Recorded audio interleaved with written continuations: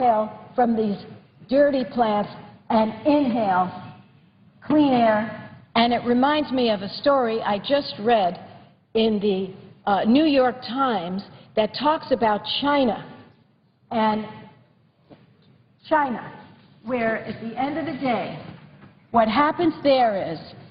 Senator, it's used 5 minutes. I would ask for 1 minute, and then I will yield 8 to Senator Reid. In China, the leaders there are arrogant, and they are elitists, and they surround themselves with air purifiers in their offices, in their homes, in the Great Hall of the People where they work, which is opulent. But the rest of the people in China have to breathe filthy, dirty air. And on a recent trip there, I did not see the sun. Our group did not see the sun for 7 days. Chinese leaders are largely insulated from Beijing's famous foul air. That's a story in the Times. The privileges of China's elites include purified air. Well, I don't think anybody ought to be able to insulate themselves from the quality of the air. We have to clean up the air for everybody, not just an elite few. So I think that Senator Paul, that his CRA, his resolution under the CRA should be soundly defeated. And at this time, I would yield 8 minutes to Senator Jack Reed. Senator from Rhode Island.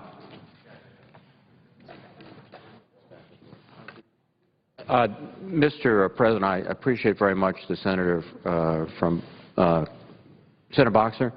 The custom, I think, is that we're going back and forth. If you want to finish your statement. I would just like to address that, if I could, for a moment, Senator Coates. I was going to speak for a much longer block, but I didn't. I yielded the time to Senator Reid, and I retain the time that I have. So I only did it because he was trapped in a hearing. But it's up to the two of you, however you want. I think, Senator, if you want to finish your statement and then recognize Senator Coates, that would be appropriate. That's the procedure. I think it's appropriate to alternate back and forth. Well, I'm happy to do that. I'll retain my time and yield to Senator. Thank you. Thank you, Senator from California. I agree with the Senator from Rhode Island. If the Senator from California wants to finish your time, I'm happy to. My understanding is we're going back and forth, and I think we should stay with that order. So I appreciate the Senator from Rhode Island's support for that. Agreed on procedure. I'm just standing up here, Mr. President, in support of Senator Paul's resolution.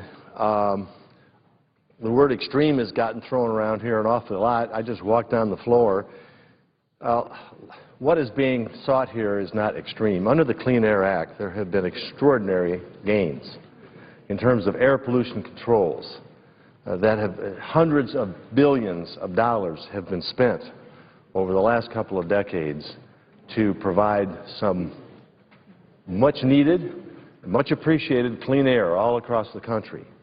Are we 100% there yet? No. Are we a long way towards getting there? Yes.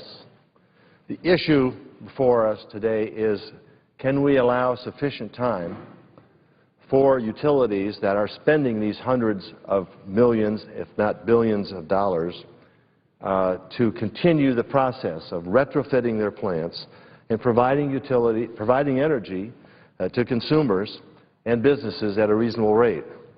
Now, in the Midwest, where a lot of these plants exist, although this covers 27 states, we make big stuff.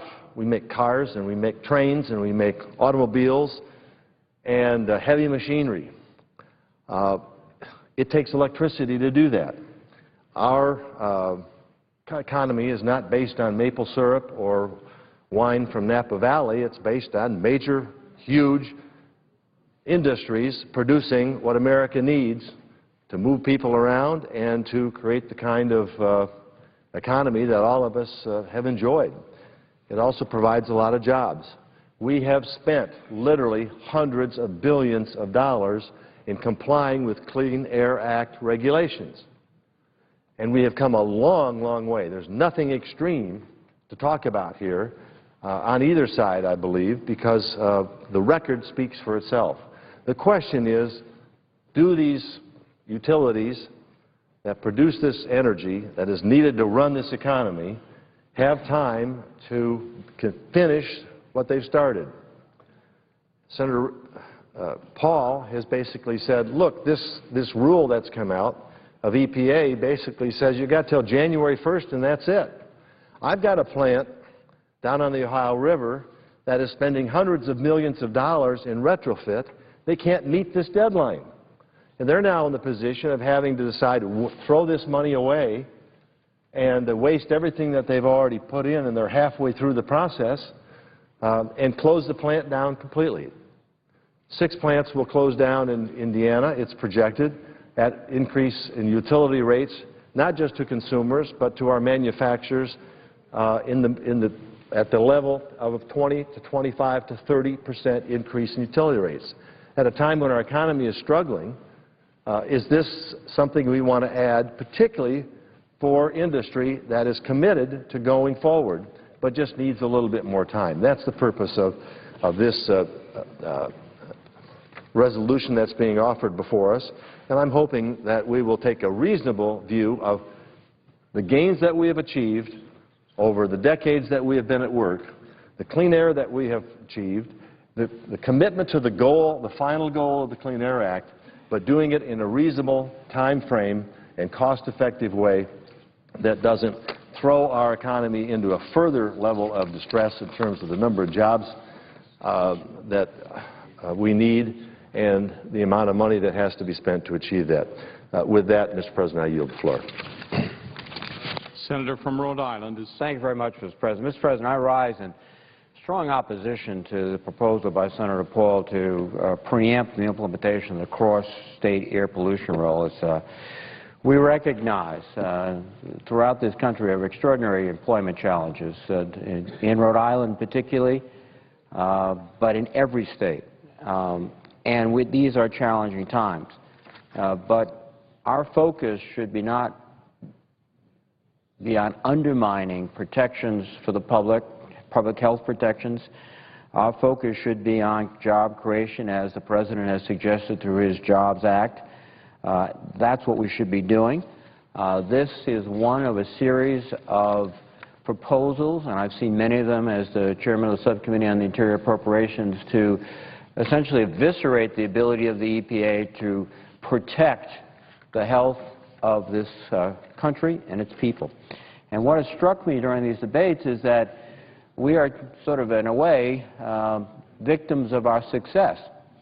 I'm old enough to remember when the Cuyahoga River in Cleveland was on fire because there was no control effectively of what was being dumped into rivers and streams throughout this country, where clean air was something that was a sought-after goal, not a reality in so many parts of the country. If you just look at the experience in the home state of California, Senator Boxer's state, in 1976 there were health advisories constantly because of the poor air. But a combination of EPA regulations, California regulations, have seen the average of these health alert days in which frail and elderly couldn't go outside, young children were advised not to play outside, it was very difficult to put up with the smog and the congestion, fell from an average of 173 days a year, half the year in the 1970s, to about 6 days in 2000. That wasn't an accident. That was because of effective implementation of the Clean Air Act, which, as Senator Boxer pointed out, was spearheaded by President Nixon in the 1970s. This attempt by Senator Paul is one of many to reverse that progress, and the assumption things will stay the same. No, they'll get much worse, actually. This rule has been carefully evaluated. It's been through several different procedures, rulemaking processes. It's been estimated effectively and carefully that between 13,000 and 34,000 lives would be saved that would otherwise be affected and shortened because of smog and soot pollution, that they would avoid 15,000 heart attacks, 400,000 more asthma attacks, 19,000 hospital emergency room visits, all of that tremendous cost. And indeed, the estimate of cost to industry of about $2 to $3 billion pales in comparison to the conservative estimates of the benefits, $120 to $280 billion if this rule goes into effect. Now, the essence of this rule, effectively, though, is, as Senator Boxall suggests, is making us all better neighbors. We have a 10% unemployment rate in Rhode Island. And no, we do not specialize in wine or maple syrup. We used to be a manufacturing center. Manufacturing requires electricity. We have very high electricity costs. Why? Because our state has to compensate for the pollution coming from these other states. This is a tax. The present situation without this rule is a tax on small business and particularly manufacturing in Rhode Island. We want a rule that requires the polluters to pay the full cost of their pollution. So if it's emanating from the Midwest and being transported to Rhode Island, those people creating it should be paying for it. That's the way a market should work. We're paying for it. We are effectively subsidizing lower electricity rates in parts of this country that are taking jobs from Rhode Island. It's not only fair, it's bad policy.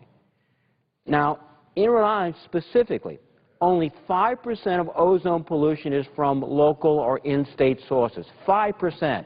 95% comes from outside of our borders, particularly the Midwest. It's transported.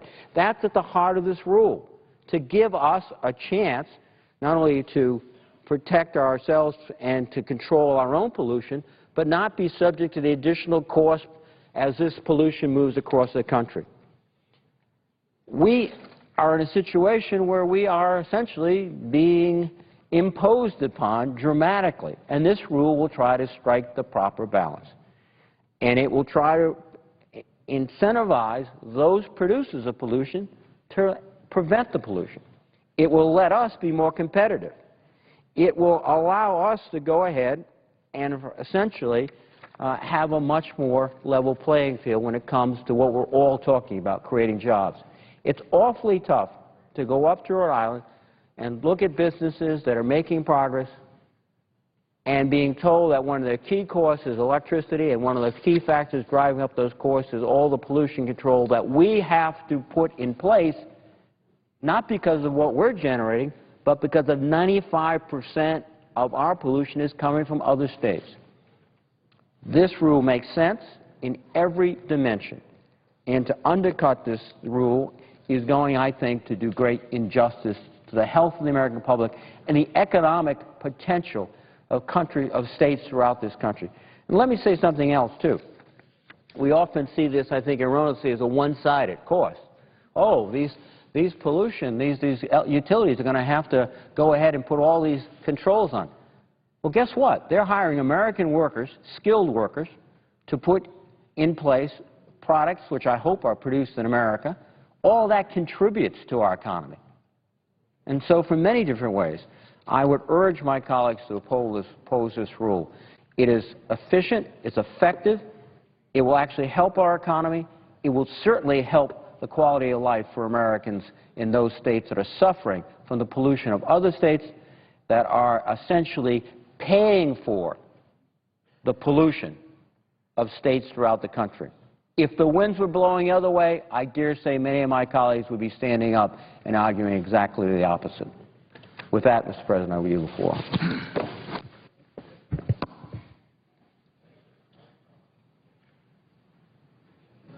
Senator from Alabama is recognized. Mr. President, I'm pleased to support Senator Paul's work to take use of the Congressional Review Act, which establishes a process for Congress to review and nullify unwarranted federal regulations. The Congressional Review Act process is rarely used, only successfully on one other occasion since it was created in 2006.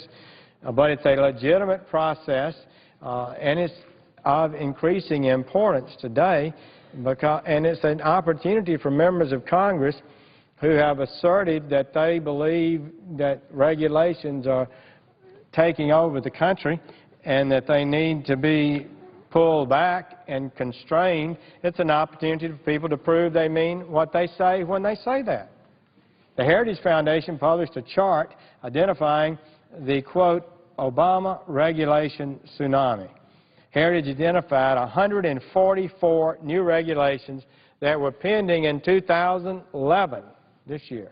All of those were expected to cost more than $100 million, all of them.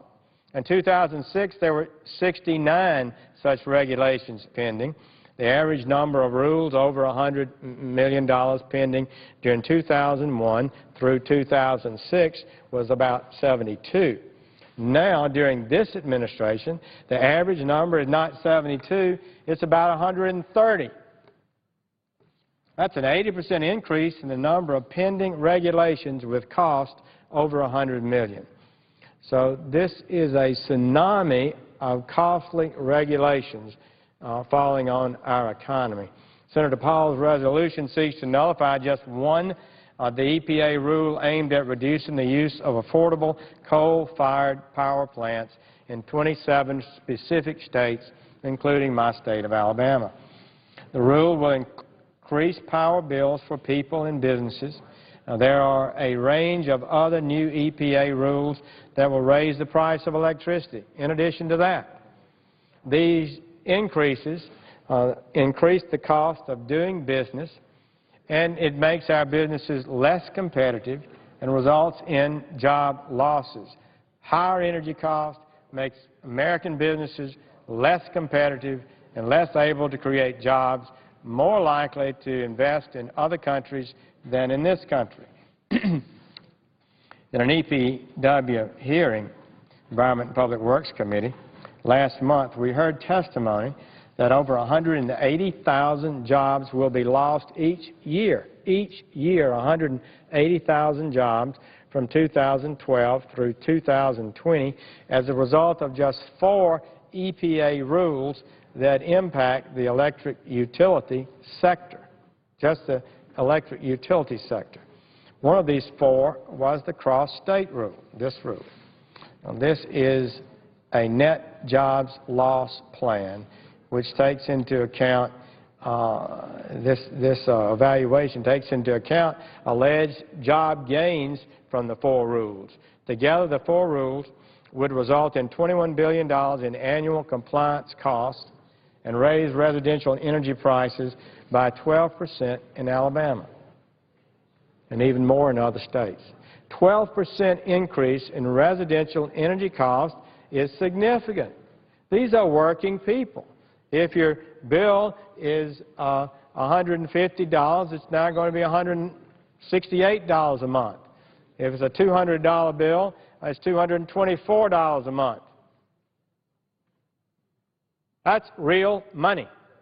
And for gaining not one thing that adds to the productivity of a business or a residence. It's a really significant cost. And don't think it doesn't fall on people. And we've gotten our mindset in Washington that we can impose a rule and it has cost on businesses, but it doesn't cost us. It's like, but in truth, it's the equivalent of a tax. For example, if the government wanted to clean up air, they could tax the American people, use that money to go to all the power plants, add extra costly techniques to it, and clean up the air that way. That would be a tax. We would have to defend that as from the American people. We'd have to justify that this cost that we've extracted from them through increased taxes was worth the benefit. But we can wash our hands of it the way we do business today. We simply pass a law that mandates these businesses do that, and we pretend it doesn't cost. But the experts say this is 12% increase in utility rates for these rules in Alabama alone. And that's my people, working class people, middle class people, poor people that have to have electricity. An analysis of all the new EPA rules impacting the electric utility sector is even more astounding. Southern Company, which operates in the Southeast, estimates that the capital cost of complying with the full range of proposed EPA rules for coal-fired electric generation would be between $12 and $15 billion. Costs for Alabama Power, that does most of our state, are estimated to be between $5 and $7 billion. Alabama's general fund budget, not counting education, is $2 billion. This adds to the power company $5 to $7 billion in cost. The President and the Senate Democrats like to talk about raising taxes on the rich, but their regulations are in effect a huge tax increase on everyone, poor and rich alike, in the form of higher energy prices and fewer job opportunities. With unemployment at 9%, we need to ask ourselves, can we afford this kind of increase now? Nucor Steel pointed out at a recent testimony that a 1 cent per kilowatt-hour increase in the electricity they buy to make steel with would add $120 million in cost to their company. That was a testimony they gave a few weeks ago at an EPW hearing. But let's talk for a moment about the specific rule that Senator Paul's resolution would nullify. The rule mandates that 27 states reduce their sulfur dioxide emissions by 20% by 2012. How many months is it now until 2012? 20% reduction next year. And nitrogen oxide, NOx, emissions by 50% by 2014. Remember, we brought down NOx and SOx already significantly. Our air is cleaner in virtually every city in America than it was just a few years ago, and much cleaner than 20 or 30 years ago. And we can be thankful that Congress mandated that, and there certainly was objections raised at that time. And it did impose cost, as said, but it also has helped clean our air. That's a fact. But I would just say this to you. The lower-hanging fruit has already been achieved. The plants are operating more efficiently and more effectively today than ever. But a 50% reduction of NOx, nitrogen oxide, by 2014, an additional 20% reduction of sulfur dioxide by next year, because utilities will be forced to either install expensive technologies such as scrubbers or shut down their units, is why we'll have problems. This rule will be the nail in the coffin for a lot of coal-fired power plants. They will just close. It will also close coal mines, where we produce American energy, not imported energy, American energy. In Texas, one of the state's largest power producers, Luminant Energy, has said the rule would result in 500 job losses due to the closing of units at one of its coal-fired plants and the closing of 3 nearby coal mines. And there are serious concerns about the new rule. So over 70 parties have challenged in federal court, including Alabama's Attorney General, Luther Strange, a fine Attorney General that works hard every day for the people of Alabama. His colleagues also in Kansas, Texas, Nebraska, Florida, Oklahoma, South Carolina, Virginia, Georgia, Louisiana, Indiana, Ohio, Wisconsin, and Michigan. Many labor unions are opposing the rule. They know it will hurt jobs. And so before concluding, let me just say this. EPA is using too often scare tactics and statistics to push its regulatory agenda. And I think that's a dangerous thing. One reason we're seeing such a surge in EPA regulations is because in 1 year they got a 35% increase in their budget, more than virtually any other agency in Washington. EPA claims that this cross-state rule, for example, is necessary to prevent up to 34,000 premature deaths per year. 34,000. EPA is actually claiming that without this rule, 34,000 people would die each year. But EPA's basis for this assertion is fundamentally flawed. First, EPA assumes in its baseline that existing rules are not in place to protect the public health. That's absolutely not true. The Bush administration issued the Clean Air Interstate Rule that requires reductions in the same emissions targeted by this rule. I'm told that sulfur dioxide emissions are already down more than 40% over the last decade. The same is true for NOx emissions. This new cross-state rule would add even more layers of requirements on top of existing protections and rules.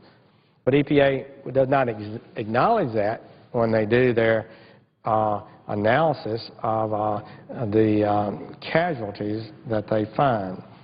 And that is the first way they overstate the benefits. Second, EPA assumes in its baseline that 320,000 deaths per year in the United States are attributed to particulate matter pollution from power plants. That would be more than 10% of all deaths in the United States in a year. Are we to believe that 10% of all United States deaths are attributable to pollution from power plants? We have taken extensive testimony in the EPA-W committee on this topic, and it's clear that EPA is not they're playing fast and loose, and they're manipulating data, it seems to me, pretty clearly. EPA is overstating the benefits of their rules. Third, EPA does not seem concerned about establishing any direct cause and effect relationship. They just rely on statistical relationships. A simple statistical correlation alone does not support causal connection. For instance, a statistical correlation between ice cream sales and heat stroke does not mean there's a causal connection between them. On hot days, more ice cream is used. More people have heat strokes on hot days. That doesn't mean there's a cause and effect relationship between the two. So let me conclude by saying this. This administration is over-regulating our economy. It is raising the price of energy. These costs and regulations are costing us jobs. They are using scare tactics to justify their rules with dubious statistics.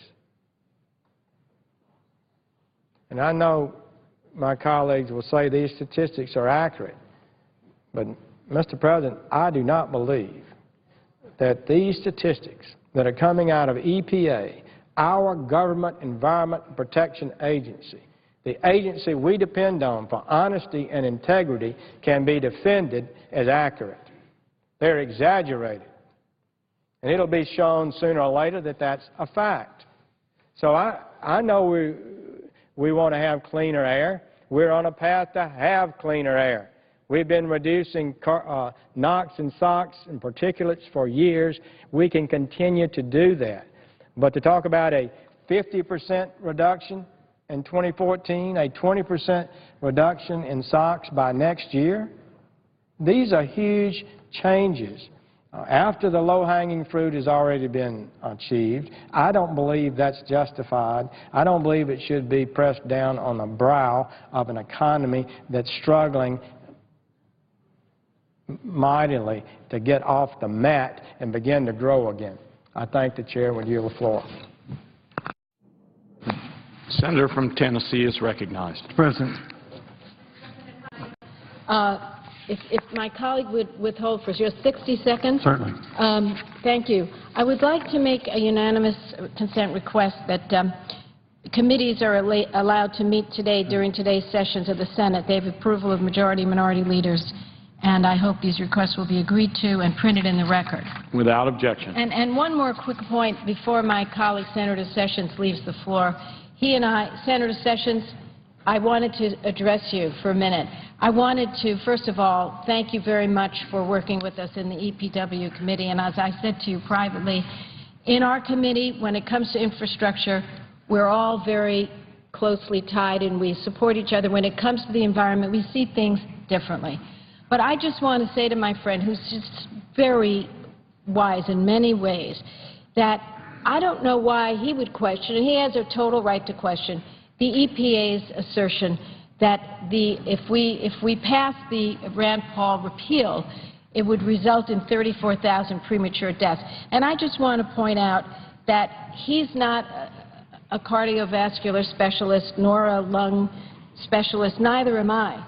But I think it's important to rely on those who are, like the American Association of Cardiovascular Pulmonary Rehab, the American Association of Respiratory Care, the College of Preventive Medicine, the Lung Association, the Nurses Association, and I won't go on because I only have 1 minute, but I will list these.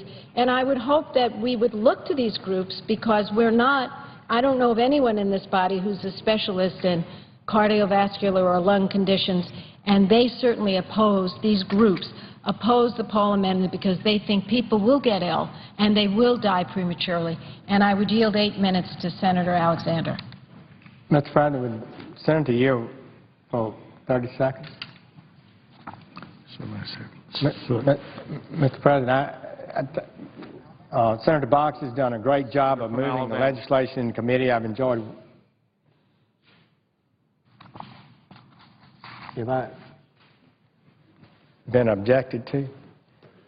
I'd ask. Senator from Alabama is recognized. Thank you. For her leadership in committee and the collegial way she's conducted that committee. I would just say, Senator Boxer, that the 320,000 number is not correct. EPA should not be using it. We will challenge that. I intend to look at that more. And if they have, if they're wrong, I will expect them to acknowledge they're wrong, and I believe they are wrong. I thank the chair and would yield the floor. Mr. President. Senator from Tennessee is recognized. Mr. President, I believe I have 8 minutes, and I would ask the chair to let me know when I have a minute remaining. Senator's correct. Thank you, Mr. President. Mr. President, the senator from Kentucky wants to overturn a clean air rule which would limit the amount of soot and the pollution that causes smog from blowing from Kentucky and other states into Tennessee, or that blows from Tennessee into North Carolina. This is no solution to a serious problem, and I want to give the 4 reasons why I'm going to vote no, and why I believe Senator Pryor of Arkansas and I have a better solution, which is to put the rule into law and give the utilities enough time to comply with it. Reason number 1, auto jobs. First thing Nissan did when it came to Tennessee 30 years ago was to go down to the Air Quality Board and get an air quality permit so it could operate its paint plant. Fortunately, our air was clean enough to allow that to happen. Nissan came, so did tens of thousands of jobs. If it hadn't gotten the permit, the jobs wouldn't be there. Volkswagen's come to Tennessee. We want to make sure that its suppliers can get an air quality permit so they don't have to go to other states. So the first reason we need to stop air from blowing into Tennessee from other states is auto jobs. Second, the Sevier County Chamber of Commerce right next to the Great Smoky Mountains, that's where Dolly Parton grew up. I walk in to see them, they say their number 1 goal is clean air. That's because 9 million tourists come to see the Great Smoky Mountains, not the Great Smoggy Mountains. This is not a group of hotbed of liberal regulators. These are the most Republican counties in Tennessee. Where I come from, which is the next county, we haven't elected a Democrat to Congress since Abraham Lincoln was president, but we like to breathe clean air. Our tourists do as well. Tourist jobs are the second reason I'm going to vote against the Paul Amendment, and 4, the Alexander Pryor Amendment. 3, the American Lung Association tells us that dirty air blowing into Tennessee makes us unhealthier. It causes some of us to die, especially children and old folks. Number 4, this is no solution. It has no chance of succeeding. It won't pass the Senate. The President will veto if it does. And what will it do? It'll throw it back to bureaucrats and lawyers and bureaucracy and uncertainty and delay. That is not a solution. So the only reason for it is as a political message. And what kind of message is it? Is that we favor dirty air blowing from Kentucky into Tennessee or Tennessee into North Carolina? that we favor not doing our job but turning it back to bureaucrats, lawyers, uncertainty, and delay? That's not a solution. If we want a message amendment, there are many better choices.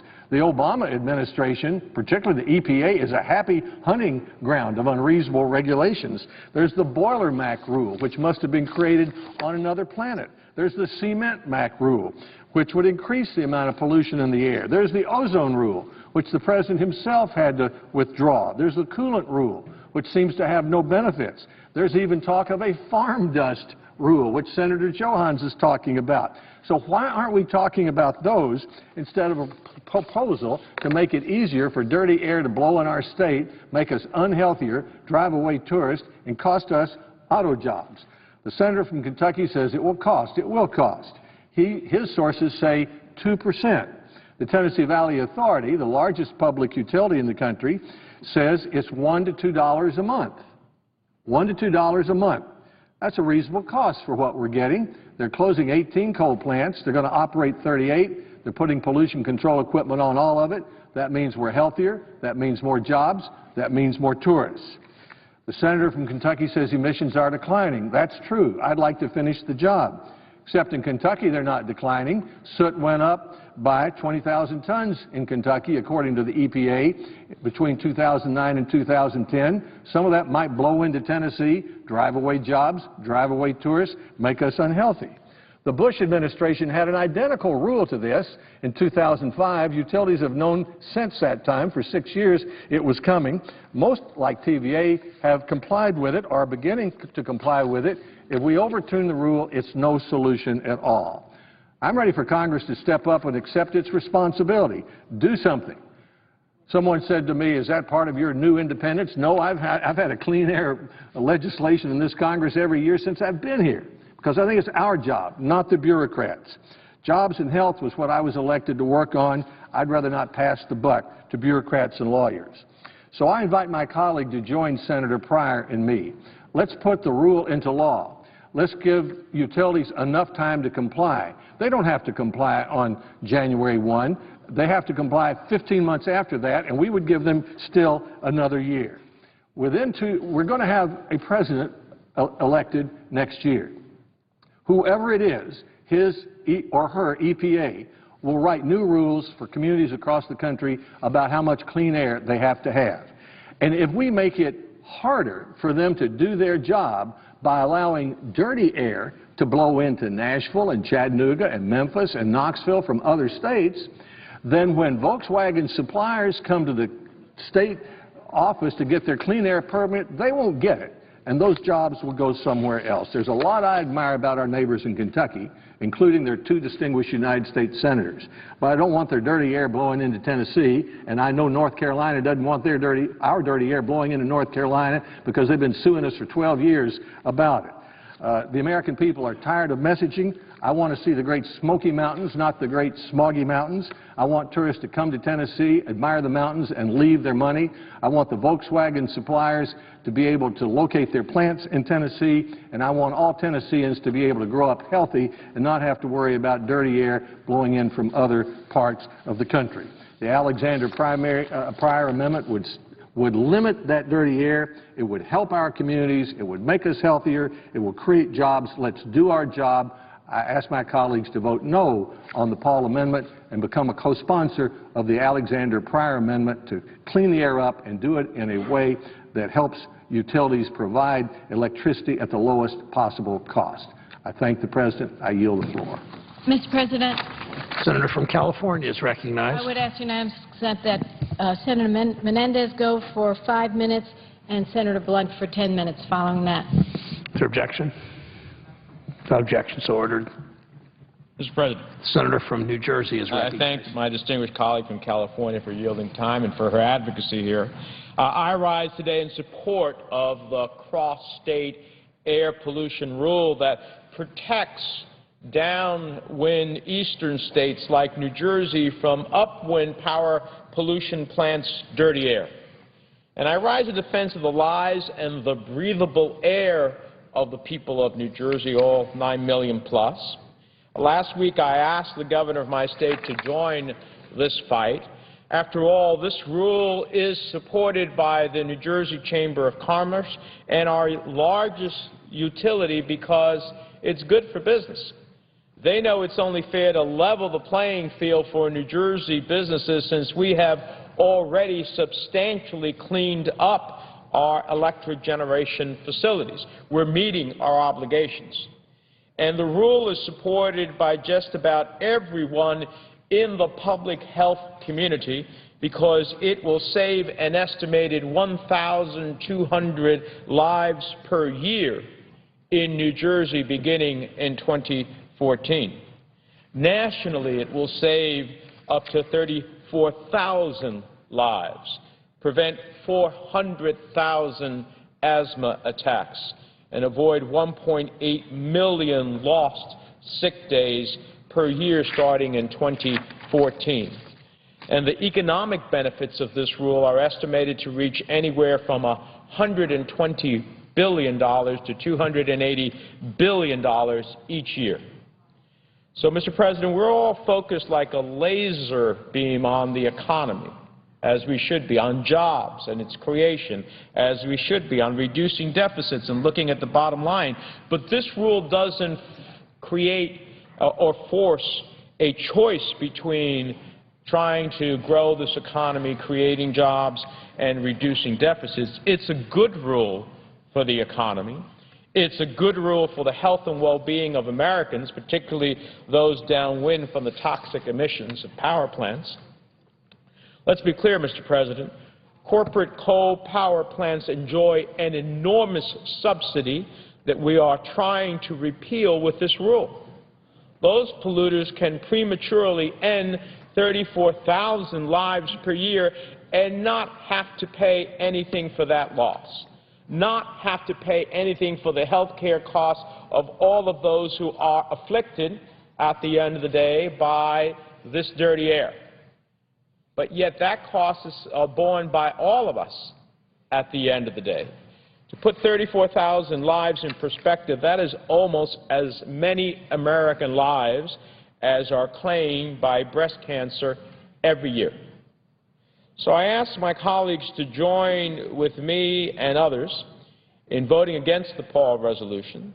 It is a vote for saving 34,000 lives per year. I mean, there are a few times in this chamber where you can actually cast a vote that will save a life, and this is one of those moments. Vote for over $120 billion in economic benefits. Voting for cleaner air. Let us bequeath to future generations of Americans not air in our nation that is dirty, but air that is cleaner. And a vote for keeping our children healthy. You know, the number of asthma attacks that grow in this country is enormous. Certainly in my home state, respiratory ailments are on the rise. The last thing that we need to do is to nullify the ability to create cleaner air at the end of the day.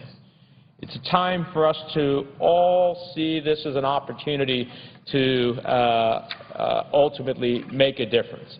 And it's a time for us all to see this disapproval resolution for what it is, a pass for polluting industries that make us sick without paying for the costs it creates.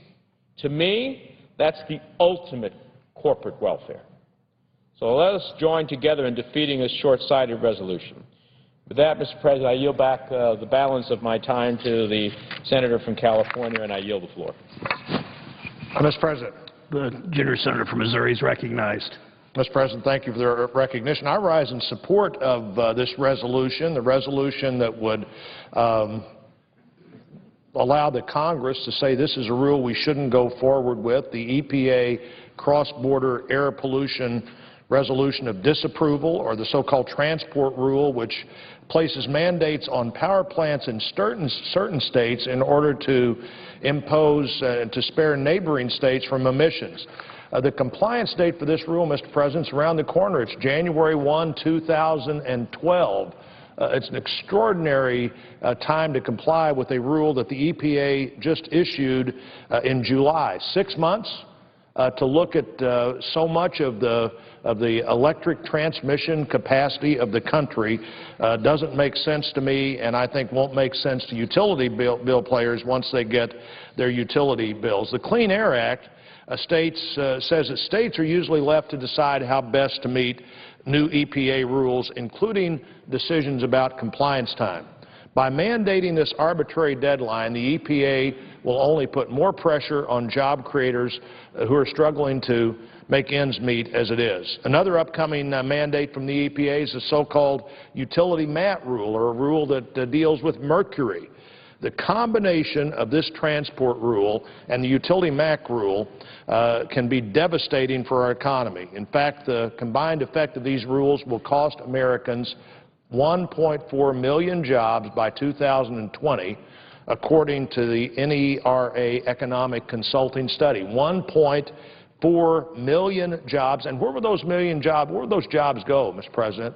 They'll go to some country that cares a whole lot less about what comes out of the smokestack than we do, and the problem gets worse, not better.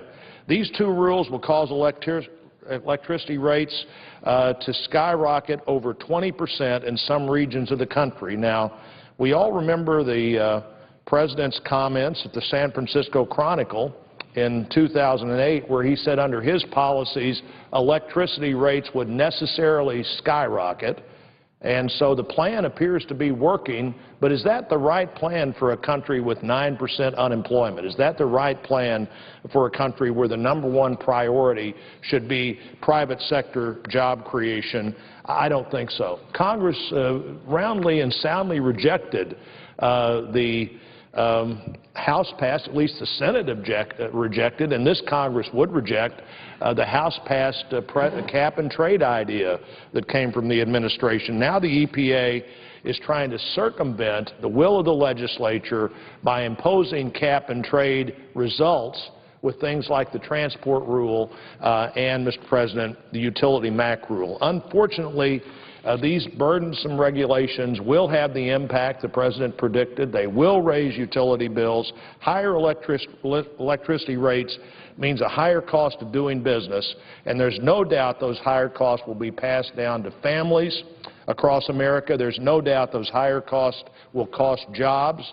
If we stand by and allow the EPA to impose these job-destroying regulations, job creators, families, seniors, small business owners will be hit by a costly tax hike that comes in the utility bill.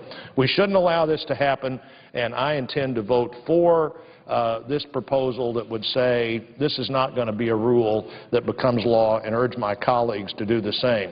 Mr. President, in the remaining time I have, I want to talk about a champion for a better and smaller government and an opponent of all job-killing regulations, and in addition to that, a good friend and advisor of mine, someone that many of us served with in the House, Mel Hancock, who was my predecessor in the House, where he served 4 terms because that was his pledge that was the most he served. He really was much more than a politician. Mel Hancock was truly the citizen legislator, the individual who got into government only to make government better. He learned his ins and outs of the political system by developing a philosophy about taxes and government long before he came to Congress, and frankly, long before that philosophy became the philosophy that's so prevalent today. Living in rural Stone County, Missouri, Mel Hancock had a profound influence from his father, John Hancock, and he spoke, John Hancock did, about the concerns of a growing and intrusive federal government. The power to tax is the power to destroy, Mel Hancock remembered hearing his father say. And he didn't hold public office until 1989. He sold farm equipment while he was in college. He spent 10 years in the insurance business, where he became well known to many small business owners. In 1969, he started his own business, a business called Federal Protection, a security business. But in 1977, when Proposition 13 passed in California, he became the person that drove that issue in our state. 1 year later, in 1978, he and his wife, Shug, around their kitchen table, formed a group of people that began to fight the idea of an over-regulating, overtaxing government. In 1980, in our state, voters passed something called the Hancock Amendment, that was one of the first state tax limitation amendments in the United States. Mel Hancock developed this amendment using the formula that limits total state revenue and expenses in Missouri to percentage of personal income of the residents of the state. It also required new local taxes, licenses, or fees to be approved by voters in political subdivisions. But his public service didn't stop there. He ran for Congress when our local congressman retired.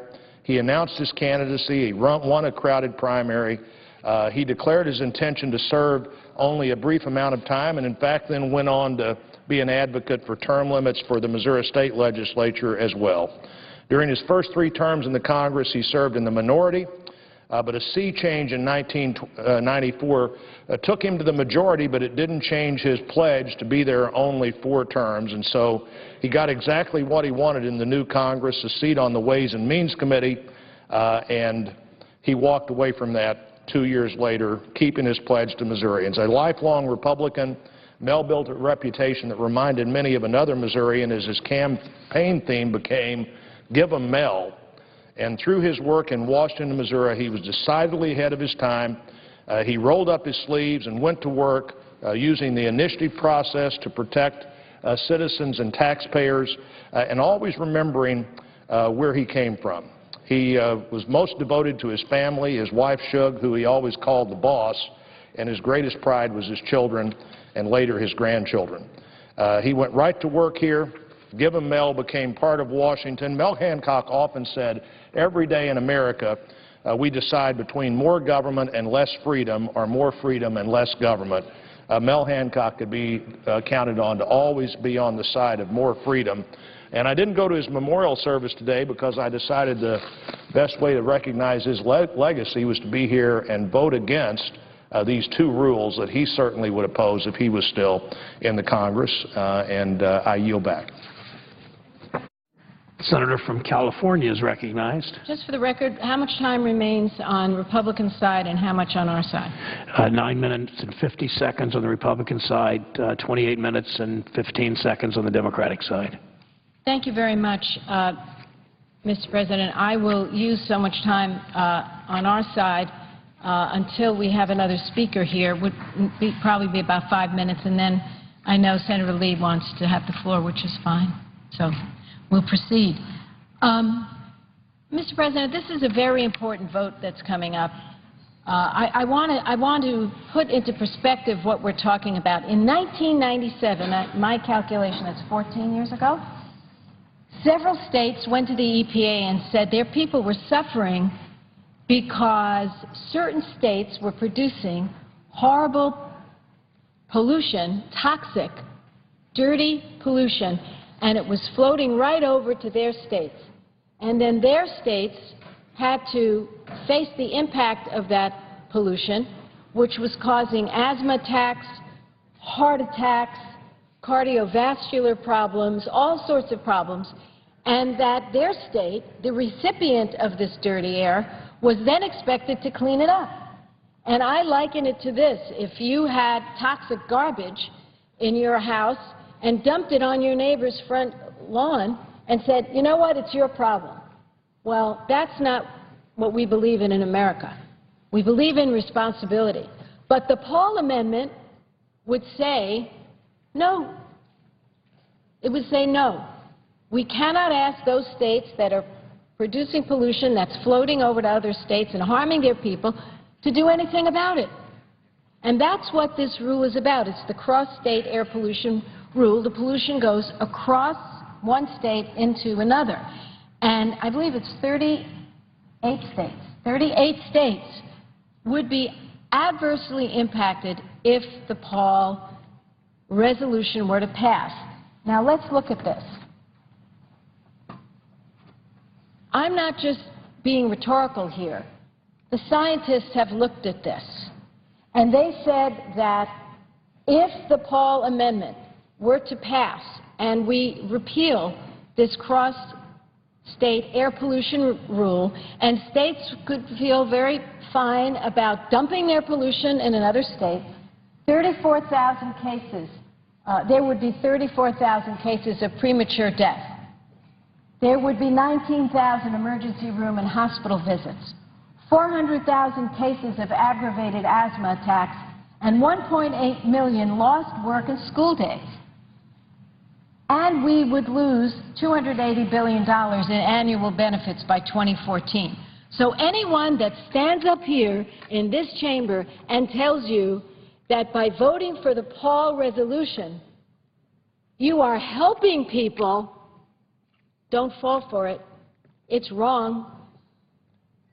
If anyone comes to this floor and says, oh, this is about jobs, it's wrong, because if you can't breathe, you can't work, and lost days at work are an economic burden. And if we turn the clock back, all this great clean tech economy that we have, that's exported to the rest of the world, and it's huge. It employs more than 1 million people. You hurt those jobs. So the Paul resolution, which would cancel out a very important protective air pollution rule that helps our people, that resolution is one of the worst things to come before this United States Senate. And let me tell you who backs me up on this. The American Association of Cardiovascular and Pulmonary Rehab, the American Association of Respiratory Care, the American College of Preventive Medicine, the American Lung Association, the American Nurses Association, the American Public Health Association, the American Thoracic Society, the Asthma and Allergy Foundation of America, the National Association of Medical Direction of Respiratory Care, the National Association of County and City Health Officials, the National Home Oxygen Patients Association, who see people gasping for air. Have you ever seen a child gasp for air? It's something you don't forget. And I'll show you a photo of a child, a beautiful child, Mr. President, that is forced to wear one of these inhalers too often because they can't breathe. They can't breathe. So you'll hear lots of things. Oh, we need more time for this. How about they knew about this since 1997, the polluters? How about since 2005 when they learned that the Bush administration rule was too weak? How about that? So I see Senator Carper here, and since we're going back and forth, this would be the time for Senator Lee to take. How much time, Senator Lee, are you going to take? Senator Lee, how much time are you going to take? 5 minutes. I ask unanimous consent, 5 minutes to Senator Lee, followed by 8 minutes for Senator Carper. Without objection, so ordered. Mr. President. The junior senator from Utah is recognized. Mr. President, I stand in support of this resolution, and I do so for the following reason. Article 1, Section 1 of the Constitution makes abundantly clear that the legislative power of the United States shall be vested in Congress, which shall consist of a Senate and a House of Representatives. Legislative power is the power to make rules carrying the force of generally applicable law, in this instance, generally applicable federal law. It was with wise reason that our founding fathers entrusted this power only to those people entrusted by their citizens of their respective states for limited times to make law, because they understood that those who have the power to make law have the power to infringe the individual liberties of the American people, such that whenever they exceed those powers, they can be held accountable by those they represent, on whose behalf they'll be legislating. Every single time we act, we have an effect on the American people, and we need to be held accountable at regular intervals for those decisions. Every 6 years in the case of senators, every 2 years in the case of members of the House of Representatives. Now, occasionally Congress has chosen to delegate that power. For instance, Congress might say, we hereby enact the Clean Air Act, and we give power to the Environmental Protection Agency to implement rules and enforce those rules to make sure that we have clean air. To the extent that we do that, particularly where EPA or some other agency acts in a way that might have a very significant impact on our economy, I think we're selling the American people short of their birthright, which is the guarantee that laws won't be made on their behalf, particularly significant laws like the one that we're addressing today, without those who voted for them being held accountable. There are great people at EPA, just as there are great people in every branch and in every office of our federal government. But it's only those people here in Congress who are constitutionally authorized to make generally applicable federal law. And it's only these people who stand at regular intervals for re-election, accountable to their people. This is what the Congressional Review Act does. This is why this approach here, this resolution today under the Congressional Review Act, is so important. I've heard some of my colleagues suggest that this somehow represents an attempt to circumvent the normal legislative process. What I'm saying is this is the normal legislative process. When we're looking at a rule that by the EPA's own estimates could cost as many as 3,000 energy sector jobs and could cost the American people $2.4 billion in compliance costs annually, we need to look seriously at the fact that we need to hold ourselves accountable for this. If this rule is a good idea, if in fact this is necessary to protect the American people, if in fact the benefits of this outweigh the costs, then we should be confident, we should be comfortable debating it and discussing it and passing it into law. That's what we're doing here. I'm supporting this resolution because I support the legislative process envisioned and mandated by the U.S. Constitution. And I urge each of my colleagues to do the same. Thank you, Mr. President. Mr. President.